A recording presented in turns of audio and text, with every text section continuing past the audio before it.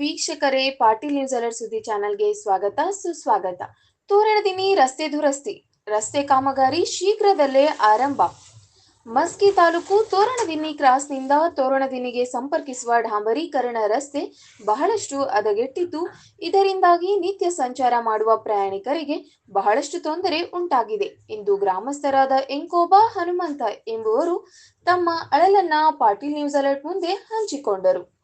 ಆಗ Patil news alert ಸುದ್ದಿ channel ಲೋಕೋಪಯೋಗಿ ಇಲಾಖೆ ಅಧಿಕಾರಿಗಳು ಮತ್ತು ಗುತ್ತಿಗೆದಾರರನ್ನ ಕರೆ ಮಾಡಿ ಸಂಪರ್ಕಿಸಿದಾಗ, ಪ್ರಸ್ತುತ ಮಳೆ ಬಹಳಷ್ಟು ಬರುತ್ತಿರುವ ಕಾರಣದಿಂದಾಗಿ ಕೆಲಸ ತಾತ್ಕಾಲಿಕ ಸ್ಥಗಿತ ಮಾಡಿದ್ದು, ಸ್ಥಳದಲ್ಲಿಯೇ ನಮ್ಮ ಮಷಿನ್ ಯಂತ್ರಗಳು ಸಹ ಅಲ್ಲಿಯೇ ಬಿಟ್ಟಿದ್ದೇವೆ.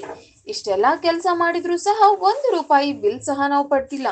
ಇನ್ನೇನು ಈ ವಾರದಲ್ಲಿ ಬಾಕಿ ಕೆಲಸವನ್ನ ಗುಣಮಟ್ಟದಿಂದ ಮಾಡಿಕೊಡಲಾಗುವುದು ಎಂದು ಗುತ್ತಿಗೆದಾರ ಶಿವಕುಮಾರ್ ಸಜ್ಜನ್ ಬುದ್ದಿನಿ ಹೇಳಿದರು.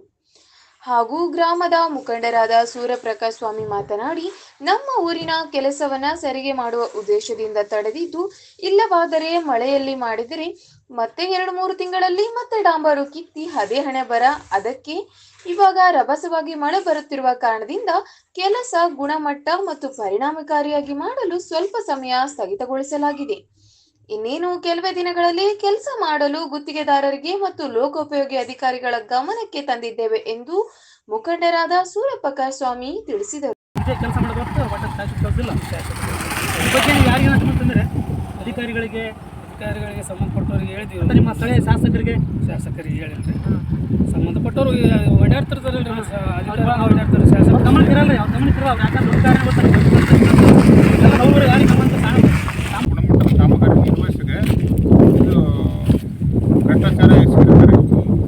ಇದು ನಾವು ಹಲವಾರು ಬಾರಿ ಅವ್ರಿಗೆ ಗಮನಕ್ಕೆ ಕಾಮಗಾರಿ ನಡೆದಾಗ ಸಲಹೆಗಳು ಸೂಚನೆಗಳು ನಾವು ಸಾಕಷ್ಟು ಕೊಟ್ಟರೂ ಕೂಡ ಯಾವುದೇ ರೀತಿಯಿಂದ ಗಾಳಿ ತೋರಿ ತಮ್ಮ ಬರುವಂತೆ ನಿರ್ವಹಣೆ ಮಾಡ್ತಾರೆ. ಇದು ಯಾವುದೇ ರೀತಿಯಿಂದ ಎಷ್ಟು ಪ್ರಕಾರ ಯಾವುದೇ ಕೆಲಸ ಇರಲಿಲ್ಲ. ಆ ಕಡೆ ಈ ಕಡೆ ಸೋಡ್ರಿ ಇರಬೇಕು, ಸೋಡ್ರು ಇಲ್ಲ, ಏನಿಲ್ಲ. ರಸ್ತೆ ಬಗ್ಗೆ ಜನರು ಬಹಳಷ್ಟು ಆಕ್ರೋಶ ಸರ್, ರಸ್ತೆ ಕಾಮಗಾರಿ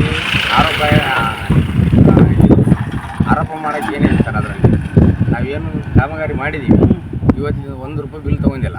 ಬುದ್ದಿನ ಶಿವಕುಮಾರ್ ಅವ್ರೂ ಅಷ್ಟೇ. ಈಗಲಾದ್ರೂ ಮೊನ್ನೆ ಫೋನ್ ಮಾಡಿದಾಗ ಕಂಪಲ್ಸರಿ ವಾತಾವರಣ ಕ್ಲಿಯರ್ ಆಗಲಪ್ಪ, ನಾವು ಮತ್ತೆ ಕೆಲಸ ಮಾಡತಾನೆ ₹100 ಬಿಲ್ಲು ಬರೆಯೋದು ಬೇಡ ಅಂತೇಳಿ ನಮ್ಮ ರಜತ್ ಜೈಗೆ ಹೇಳಿದ್ರು. ರೋಡ್ ಇಷ್ಟೇ ಇದು ಮಾಡ್ತಾರೋ ಏನೋ ಮುಂದೆ ಮತ್ತೆ ಮುಂದೆ ಇಲ್ಲ ಸರ್, ನಾವು ಮುಂದೆ ಮಾಡ್ತೀವಿ.